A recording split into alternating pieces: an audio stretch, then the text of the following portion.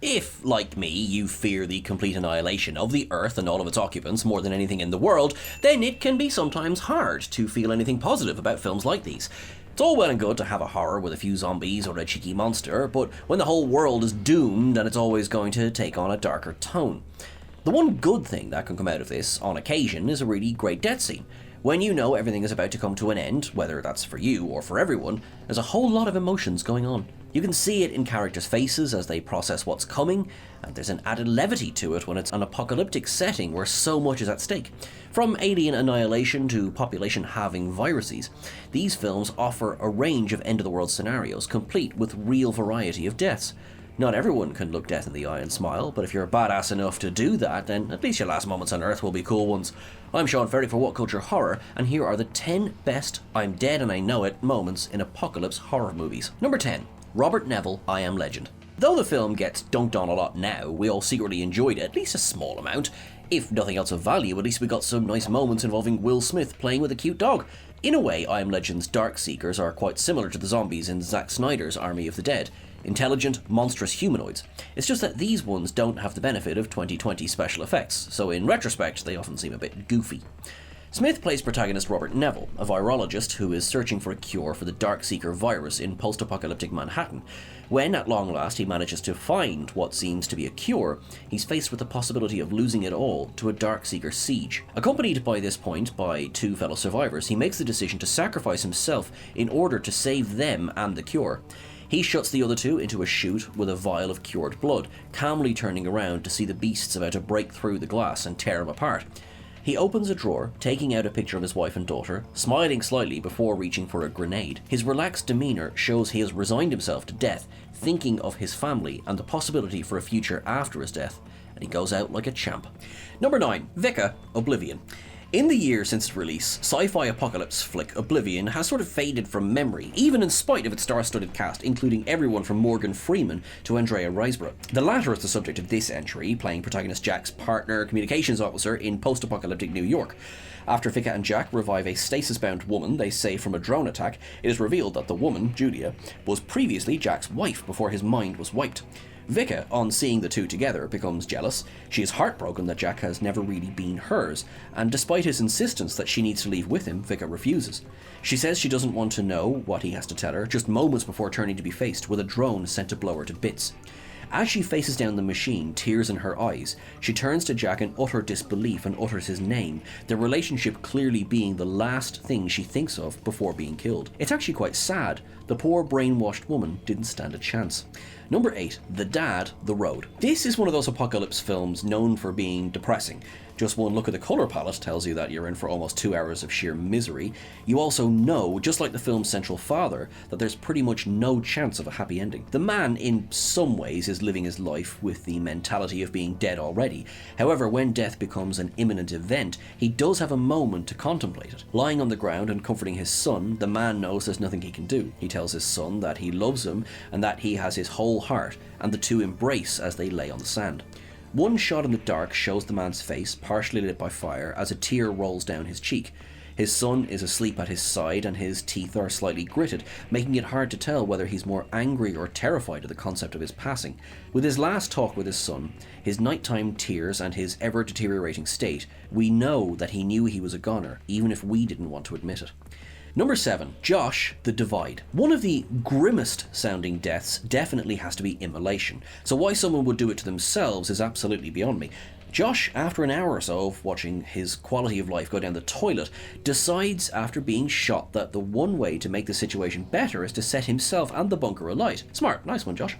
We know that he's not a good guy. He's done a lot of pretty questionable stuff. Fresh off the back of beating the living daylights out of a fellow survivor, Josh is on an adrenaline high and poses a threat to everyone else inside the shelter. Eventually, he's shot by one of his acquaintances he earlier tied up, and this appears to be the final straw. With his death imminent from the gunshot wound, he decides he wants to take everyone else out with him.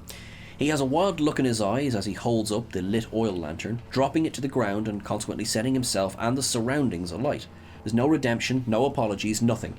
Just as soon as he knows he's going to bite the dust, he's vindictive enough that he wants to take everyone down with him. Number 6. Paul and Sarah, It Comes at Night.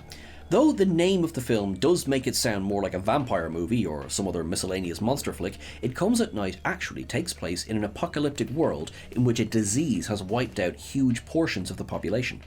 There's a lot of paranoia around strangers and potential infection, so it was pretty much a doomed venture from the start when two families decided to merge together under one roof.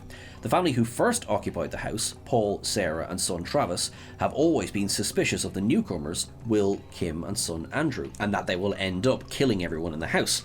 Painfully, though, it was all in vain, as kicking out Will's family and killing them all didn't stop the virus from infecting their own son, Travis, and eventually themselves.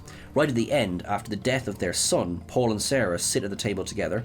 They are completely alone, having killed the only other survivors they had encountered. They share a hopeless, defeated look as they realise the virus will soon kill them too, and there will be nothing left. Just a bunch of bodies in the woods. It was all for nothing, and it was all their fault. Number 5. Janet, Patient Zero. We love an emotional, self-sacrificing goodbye.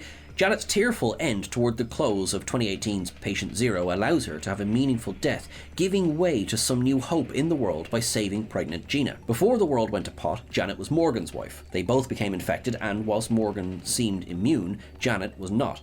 In the time since, Janet has been treated with medicine synthesized from Morgan's blood, facilitated by virologist Gina. In Janet's absence, Morgan and Gina have been getting it on and she gets pregnant. By the time things descend into chaos, Gina's treatment has evolved enough to make Janet more human, and she joins her former husband as he and Gina try to make it to safety.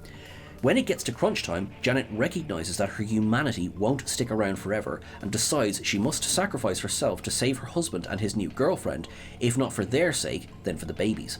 She lags behind to seal a heavy door separating the couple from herself and a horde of infected, tearing up and reminding Morgan through a window that she loves him, showing her humanity restored to the largest extent ever. It's the ultimate selfless act and definitely injects a healthy dose of emotion. Number 4.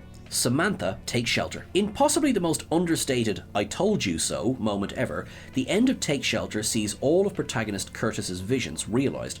Having spent the whole film having his dreams dismissed as paranoid delusions by everyone including his wife Samantha, it is satisfying in a weird way to see tornadoes approaching from the horizon in one final scene. As Samantha emerges from the beach house they're meant to be taking a nice, safe holiday in, we see her eyes fixed on the horizon. In the glass doors, the reflection of the landscape is visible as tornadoes and dark skies form over the ocean. Curtis, with their daughter in his arms, looks from the devastating view back to his wife. He really should have started yelling that she should have listened to him, but instead he is much more composed than that. The two of them come to terms with the reality of things as thick, oily raindrops fall. The last line of the film is delivered as Samantha realises her husband was right all along, and now they are in the worst possible place, too far away from his safe bunker to make it out safely. "Okay," she says, and closed the film with the same certainty that she has come to, that, because of the world's doubt of her husband, her family is now 99% definitely going to be wiped out by the incoming environmental disaster. Number 3. Clapet Delicatessen. Among the various viral and environmental apocalypse stories we've looked at so far, this film will stand out a bit. This takes the sentiment of all landlords being parasites that slowly devour their tenants and makes it literal. The central villain of this film is a landlord who butchers people to sell their meat to his tenants. Eventually, this absolute specimen gets his comeuppance, of all things in the form of a boomerang knife. Yes, that's right, a boomerang knife. As the name suggests, the beauty of a boomerang knife is that if you throw it, it comes back to you. This is fantastic in a Thor's hammer sort of way, but deadly if you're less of a god and more of an idiot. Clapet gets hold of this knife and attempts to kill one of his tenants, only to have the knife fly back at him and land bang in the middle of his forehead. He slowly turns around, wide-eyed and mouth agape. The man is shocked, to say the least, and in his surprise barely has the time to be angry about his impending death. He got what was coming to him, and it was his own stupid fault, and damn if it was satisfying. Number 2, Claire and Justine, Melancholia. Melancholia is, in spite of its absolutely miserable outcome, well known for being a beautiful film in terms of both aesthetics and meaning. What makes this entry interesting is that the two very different reactions of the two characters to have to the revelation that they're going to die. The first part of the film establishes Justine as a chronically depressed character, one whose life seems to be riddled with misfortune, sadness and bad company. Claire, on the other hand, seems to have her life more together. After Justine's marriage falls apart, she tries to care for Justine as the depression takes hold. In the end, however, their roles are reversed. Knowing that the world is going to end imminently to most would be one of the most terrifying ideas. To Claire, it's just that. But Justine accepts it calmly and stoically, comforting Claire's son Leo and facilitating their coming together for the final moments. It was inspired by a therapy session undertaken by director Lars von Trier, where he was told that those with depression often act the most sensibly in terrible situations because they were already prepared for the worst. The end is haunting. It is the kind that rolls around in your skull for a long time afterwards. Number 1. Zoe and James, These Final Hours. If all life on Earth was about to end, I think you would want to spend your last few moments with your loved ones. The finale of These Final Hours sees protagonist James make amends just in time to share his final few with the woman he loves. After going through the motions about what each of them wants and feels, lovers Zoe and James are once again reunited at the end of the film to comfort each other through oblivion.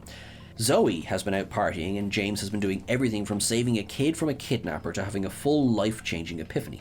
The two of them reunite and, despite initial hostilities, rekindle their love. Together they face down the oncoming firestorm, embracing and confessing their love for each other.